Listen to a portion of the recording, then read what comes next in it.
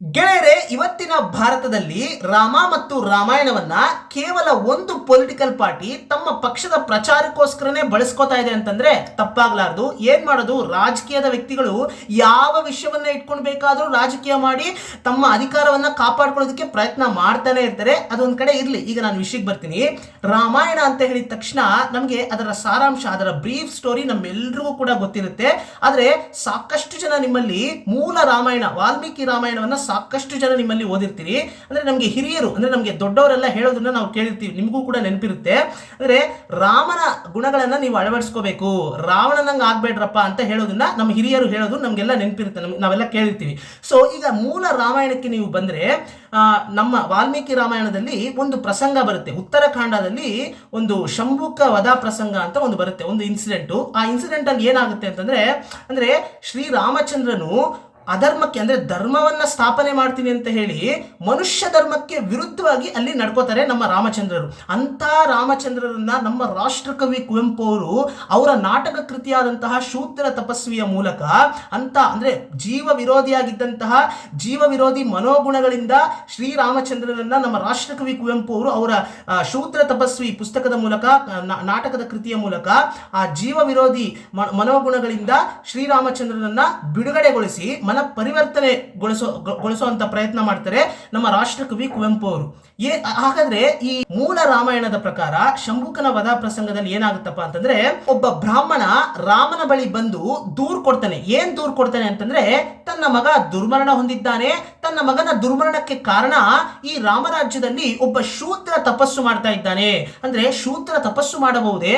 ಧರ್ಮಶಾಸ್ತ್ರಗಳ ಪ್ರಕಾರ ಒಬ್ಬ ಶೂದ್ರ ತಪಸ್ಸು ಮಾಡೋ ಹಾಗೆ ಇಲ್ಲ. ಈ ತಪಸ್ಸು, ದರ್ಶನ, ವೇದಾಧ್ಯಯನ ಇವೆಲ್ಲವೂ ಒಂದು ವರ್ಗಕ್ಕೆ ಮಾತ್ರ ಮೀಸಲು ಅಂತ ಅವ್ರು ಅಂದ್ಕೊಂಡಿರ್ತಾರೆ. ಆ ತರ ಅವ್ರ ಅಭಿಪ್ರಾಯ ಆ ತರ ಇರುತ್ತೆ. ಸೊ ಹಾಗಾಗಿ ಇದನ್ನ ತಗೊಂಡ್ಬಂದು ರಾಮನ ಬಳಿ ದೂರು ಕೊಡ್ತಾರೆ.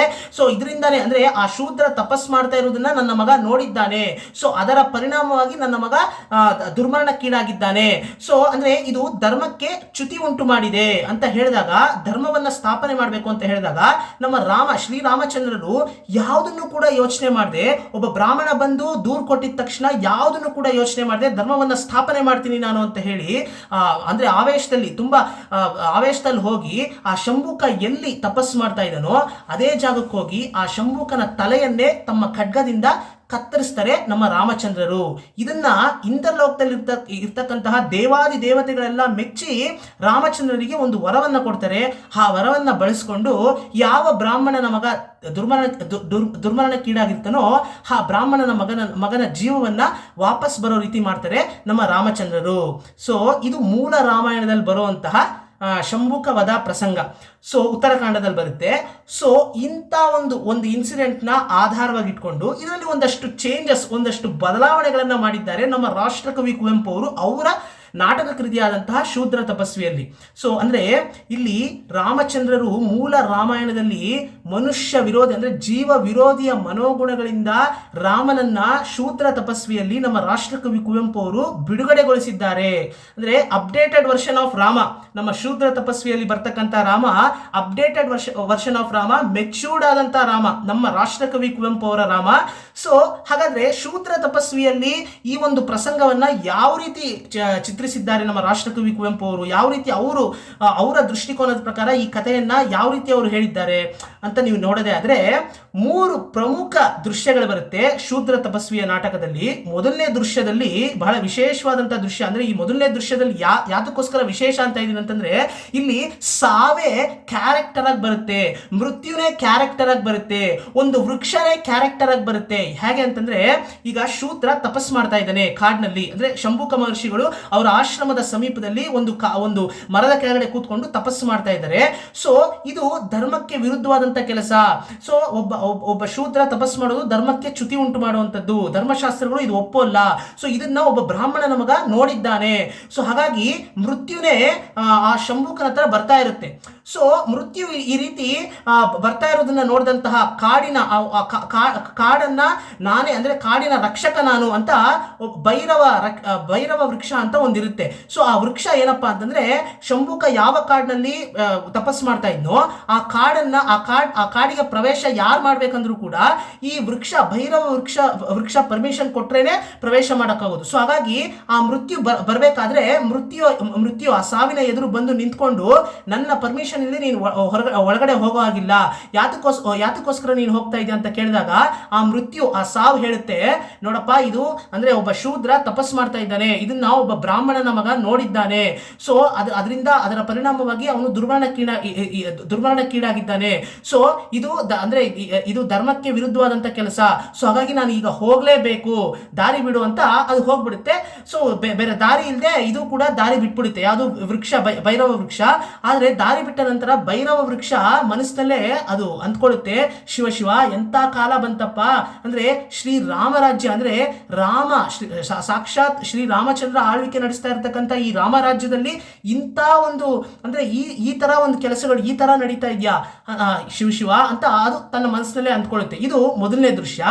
ಎರಡನೇ ದೃಶ್ಯದಲ್ಲಿ ಅಂದ್ರೆ ಅಯೋಧ್ಯೆಯಲ್ಲಿ ಯಾವುದೋ ಒಂದು ಉದ್ಯಾನವನದಲ್ಲಿ ಬ್ರಾಹ್ಮಣ ತನ್ನ ಮಗ ದುರ್ಮರಣಕ್ಕೀಡಾಗಿರ್ತಾನೆ, ಗೋಳಾಡ್ತಾ ಇರ್ತಾನೆ. ಈ ರೀತಿ ಅಂದ್ರೆ ಇದು ಧರ್ಮಕ್ಕೆ ಅಂದ್ರೆ ನನ್ನ ಮಗನ ಸಾವಿಗೆ ಈ ರೀತಿ ಒಬ್ಬ ಶೂದ್ರ ತಪಸ್ ಮಾಡ್ತಾ ಇದ್ದಾನೆ, ಇದು ಧರ್ಮಕ್ಕೆ ಚ್ಯುತಿ ಉಂಟಾಗಿದೆ, ಇದರ ಪರಿಣಾಮವಾಗಿ ನನ್ನ ಮಗ ದುರ್ಮರಣಕ್ಕೀಡಾಗಿದ್ದಾನೆ ಅಂತ ಅವನು ಗೋಳಾಡ್ತಾ ಇರ್ತಾನೆ.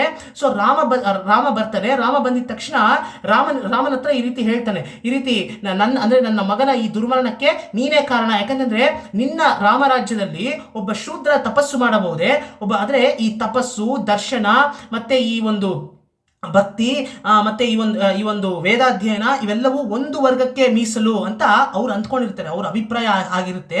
ಸೊ ಇದನ್ನ ನಮ್ಮ ಶ್ರೀರಾಮಚಂದ್ರರು ಅರ್ಥ ಮಾಡ್ಕೋತಾರೆ.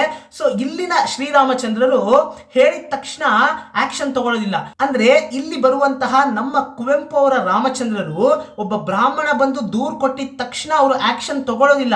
ತುಂಬಾ ನಿಧಾನವಾಗಿ ಅಲ್ಲಿ ವಿಚಾರ ಮಾಡ್ತಾರೆ. ಫಸ್ಟ್ ಕೇಳ್ತಾರೆ, ಹೌದಾ ನಿನ್ನ ಮಗ ದುರ್ಮರಣ ಹೊಂದಿರೋದಕ್ಕೆ ಕಾರಣ ಎಲ್ಲೋ ಒಬ್ಬ ಶೂದ್ರ ತಪಸ್ ಮಾಡ್ತಾ ಇರೋದನ್ನೇ ಕಾರಣ ಅಂತ ಕೇಳ್ತಾರೆ. ಆಗ ಆ ಬ್ರಾಹ್ಮಣ ಹೌದು ನನ್ನ ಮಗ ತೀರೋಗಿರೋದಕ್ಕೆ ಕಾರಣ ಒಬ್ಬ ಶೂದ್ರ ತಪಸ್ ಮಾಡ್ತಾ ಇರೋದೇ, ಧರ್ಮಕ್ಕೆ ಚ್ಯುತಿ ಉಂಟಾಗಿದೆ, ಧರ್ಮಶಾಸ್ತ್ರಗಳ ಪ್ರಕಾರ ಇದು ಮಾಡೋ ಹಾಗಿಲ್ಲ, ಧರ್ಮಕ್ಕೆ ವಿರುದ್ಧವಾದಂತ ಕೆಲಸ, ತಪಸ್ಸು, ದರ್ಶನ, ವೇದಾಧ್ಯಯನ ಇವೆಲ್ಲವೂ ಒಂದು ಅಂದ್ರೆ ಅವರು ಮನಸ್ಸಲ್ಲೇ ಅವ್ರು ಆತರ ಅರ್ಥ ಮಾಡ್ಕೊಂಡಿರ್ತಾರೆ.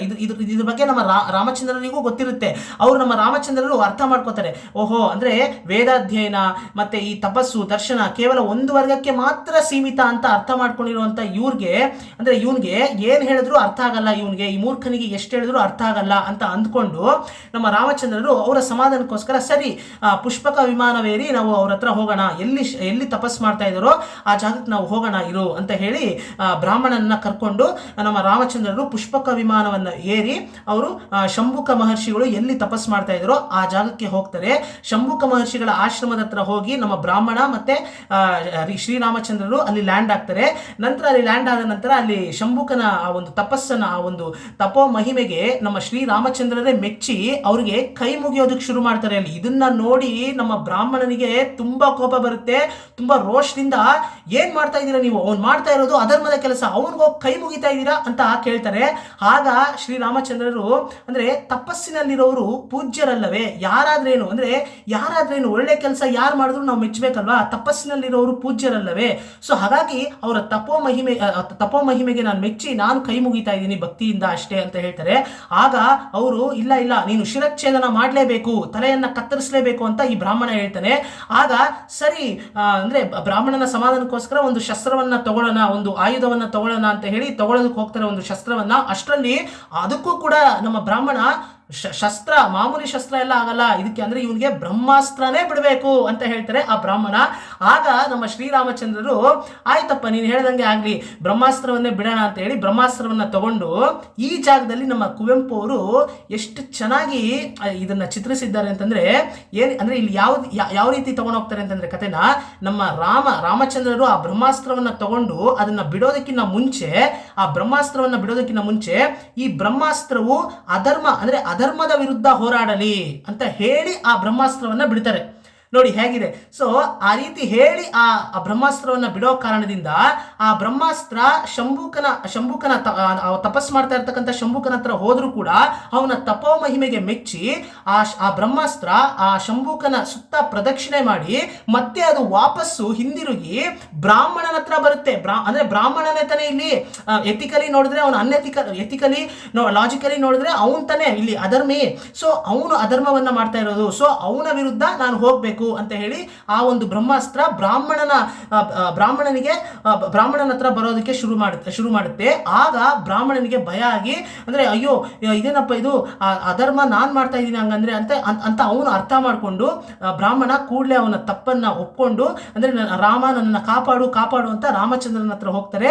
ಆಗ ಅಂದ್ರೆ ಆ ಒಂದು ಬ್ರಹ್ಮಾಸ್ತ್ರವನ್ನ ಹಿಂಪಡೆಯುವಷ್ಟರಲ್ಲಿ ರಾಮ ಆ ಬ್ರಹ್ಮಾಸ್ತ್ರವನ್ನ ಮತ್ತೆ ವಾಪಸ್ ಪಡೆಯುವಷ್ಟರಲ್ಲಿ ತನ್ನ ಮಗ, ಅಂದ್ರೆ ಮರಣ ಹೊಂದಿದ್ದಾನೆ ಅಂತ ಗೋಳಾಡ್ತಾ ಇದ್ನಲ್ವಾ ಬ್ರಾಹ್ಮಣ, ಸೊ ತನ್ನ ಮಗನೂ ಕೂಡ ಎಲ್ಲಿಂದನೋ ಅಪ್ಪ ಅಪ್ಪ ಅಪ್ಪ ಅಂತ ಬರ್ತಾನೆ.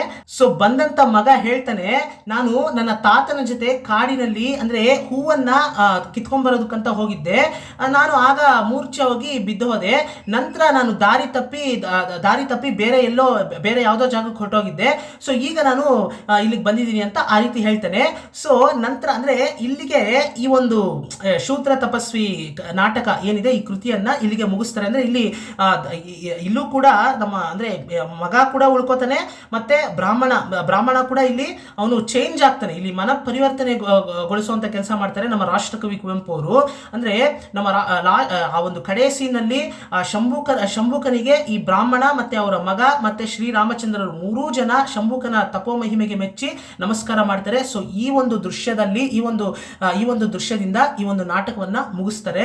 ಸೊ ಎಷ್ಟು ಅದ್ಭುತವಾಗಿದೆಯಲ್ವಾ ಸ್ನೇಹಿತರೆ ಈ ನಾಟಕ ಕೃತಿಯನ್ನ ದಯವಿಟ್ಟು ಸಮಯ ಸಿಕ್ಕಿದಾಗ ದಯವಿಟ್ಟು ಕೊಂಡ್ಕೊಂಡು ಪರ್ಚೇಸ್ ಮಾಡಿ. ಫ್ಲಿಪ್ಕಾರ್ಟ್ ಅಲ್ಲಿ ಆರ್ಡರ್ ಮಾಡಿದ್ರೆ ಖಂಡಿತ ಫ್ಲಿಪ್ಕಾರ್ಟ್ ಅಲ್ಲಿ ಅವೈಲೇಬಲ್ ಇದೆ. ನೀವು ಆರ್ಡರ್ ಮಾಡ್ಕೊಂಡು ಪರ್ಚೇಸ್ ಮಾಡ್ಕೊಂಡು ಸಮಯ ಸಿಕ್ಕಿದಾಗ ಓದೋದಕ್ಕೆ ಪ್ರಯತ್ನ ಮಾಡಿ. ಅತ್ಯದ್ಭುತವಾದಂತಹ ನಾಟಕ, ಒಂದು ಅವೇರ್ನೆಸ್ ಮೂಡಿಸುವಂತ ನಾಟಕ. ಅಂದ್ರೆ ನಮ್ಮ ಸಂಸ್ಕೃತಿ, ನಮ್ಮ ಇತಿಹಾಸ, ನಮ್ಮ ಪರಂಪರೆ ಇವೆಲ್ಲವನ್ನು ಯಾವ ತರ ತಗೋಬೇಕು, ಸುಮ್ಮನೆ ಬ್ಲೈಂಡ್ ಆಗಿ ಅದು ಯಾವ ರೀತಿ ಇದೆಯೋ ಅದು ಹೇಳಿದ್ದನ್ನೆಲ್ಲ ಸರಿ ಅಂತ ತಗೊಳ್ಳುವಂಥದ್ದಲ್ಲ. ಅದರಲ್ಲಿ ಯಾವುದು ಸರಿ ಯಾವುದು ತಪ್ಪು, ವೈಜ್ಞಾನಿಕ ದೃಷ್ಟಿಯಿಂದ ಎಥಿಕಲ್ ಆಗಿ ಯಾವುದು ಸರಿ, ವೈಜ್ಞಾನಿಕ ದೃಷ್ಟಿಯಿಂದ ಎಥಿಕಲ್ ಆಗಿ ಯಾವುದು ತಪ್ಪು. ಸೊ ಹೀಗೆ ನಾವು ಅದನ್ನ ತಗೋಬೇಕು ಅನ್ನೋದನ್ನ ನಮ್ಮ ರಾಷ್ಟ್ರಕವಿ ಕುವೆಂಪು ಅವರನ್ನ ನೋಡಿ ನಾವು ಕಲಿಬೇಕು. ಈ ಶೂದ್ರ ತಪಸ್ವಿಯ ಆಶಯವೇ ಮನುಷ್ಯ ವಿರೋಧಿ ಧರ್ಮವನ್ನ ಮನುಷ್ಯ ಧರ್ಮ ಗೆಲ್ಲಬೇಕು ಎನ್ನುವುದೇ ಆಶಯ. ಮತ್ತೆ ಸರಿ ಅಂದ್ರೆ ಒಂದು ಸರಿ ಅನ್ನೋದು ಯಾರು ಮಾಡಿದ್ರು ಎಲ್ಲಿದ್ರು ನಾವು ಅದನ್ನ ಗೌರವಿಸಬೇಕು, ಒಪ್ಕೋಬೇಕು. ಮತ್ತೆ ಈ ಗುಣದಲ್ಲಿ ಮಾತ್ಸರ್ಯ ಇರಬಾರ್ದು. ಇದೇ ಈ ಒಂದು ತತ್ವಗಳನ್ನ ಒಳಗೊಂಡಂತಹ ಒಂದು ನಾಟಕ ಕೃತಿ ಈ ಶೂದ್ರ ತಪಸ್ವಿ. ಮತ್ತೆ ಈ ಒಂದು ಅಂದ್ರೆ ಜಾತಿ ಅನ್ನೋ ವಿಷ ಬೀಜ ಬಿತ್ತುವಂತಹ ರಾಮಾಯಣವನ್ನ ವಿಶ್ವಪಥಕ್ಕೆ ಅಂದ್ರೆ ವಿಶ್ವಪಥದ ಜೀವವನ್ನ ಕೊಡ್ತಾರೆ ಈ ಶೂದ್ರ ತಪಸ್ವಿಯ ಮೂಲಕ ನಮ್ಮ ರಾಷ್ಟ್ರಕವಿ ಕುವೆಂಪು ಅವರು. ಅಂದ್ರೆ ಜಾತಿಯ ವಿಷವನ್ನ ಬಿತ್ತುವಂತಹ ಮೂಲ ರಾಮಾಯಣವನ್ನ ವಿಶ್ವಪಥದ ಜೀವವನ್ನ ತುಂಬಿದ್ದಾರೆ ಈ ಶೂದ್ರ ತಪಸ್ವಿ ಮೂಲಕ ನಮ್ಮ ರಾಷ್ಟ್ರಕವಿ ಕುವೆಂಪು ಅವರು. ಸೊ ಹಾಗಾಗಿ ಎಂಥ ಅದ್ಭುತವಾದಂತಹ ಥಾಟ್ ಅಲ್ವಾ ನಮ್ಮ ರಾಷ್ಟ್ರಕವಿ ಕುವೆಂಪು ಅವ್ರದ್ದು ಸ್ನೇಹಿತರೆ. ಸೊ ಹಾಗಾಗಿನೇ ನಮ್ಮ ಕನ್ನಡಿಗರು ಇವತ್ತಿನ ಕಾಲಘಟ್ಟದಲ್ಲಿ ಕುವೆಂಪು ಅವ್ರನ್ನ ಕೇವಲ ಅಂದ್ರೆ ಕನ್ನಡ ರಾಜ್ಯೋತ್ಸವ ಬಂದಾಗ ಅಥವಾ ಎಲ್ಲಾದ್ರೂ ಅಂದ್ರೆ ಕನ್ನಡದ ಬಾವುಟ ಇರುವಂತ ಕಡೆಗಳಲ್ಲಿ ಕುವೆಂಪು ಅವ್ರನ್ನ ಜಸ್ಟ್ ಒಂದು ಫೋಟೋ ನಾವು ಉಪಯೋಗಿಸ್ತಾ ಇದೀವೇನೋ ಅಂತ ನನಗೆ ಅನ್ಸುತ್ತೆ. ಯಾಕಂದ್ರೆ ಕುವೆಂಪು ಅವರು ಅಂತಂದ್ರೆ ಕನ್ನಡ ಪೊಯೆಟ್ ಅಂತ ಎಲ್ರಿಗೂ ಗೊತ್ತು. ಆದ್ರೆ ಅವ್ರು ಏನೇನು ಹೇಳಿದ್ದಾರೆ, ಅಂದ್ರೆ ಕನ್ನಡಿಗರಿಗೆ ಏನೇನು ಕೊಡುಗೆ ಕೊಟ್ಟಿದ್ದಾರೆ, ಎಷ್ಟೆಲ್ಲ ವಿಚಾರಗಳನ್ನ ಅವರು ಅವರ ಒಂದು ಬರವಣಿಗೆ ಮೂಲಕ ಅವರು ತಿಳಿಸೋದಕ್ಕೆ ಪ್ರಯತ್ನ ಮಾಡಿದ್ದಾರೆ.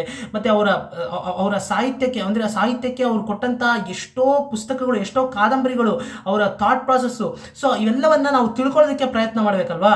ಸೊ ಕುವೆಂಪು ಅವ್ರನ್ನ ಜಸ್ಟ್ ಫೋಟೋದಲ್ಲಿ ನೋಡಿದ್ರೆ ಸಾಲದು, ಅವರ ಒಂದು ವಿಚಾರಗಳನ್ನ ನಾವು ಕೂಡ ಅರ್ಥ ಮಾಡ್ಕೋಬೇಕು.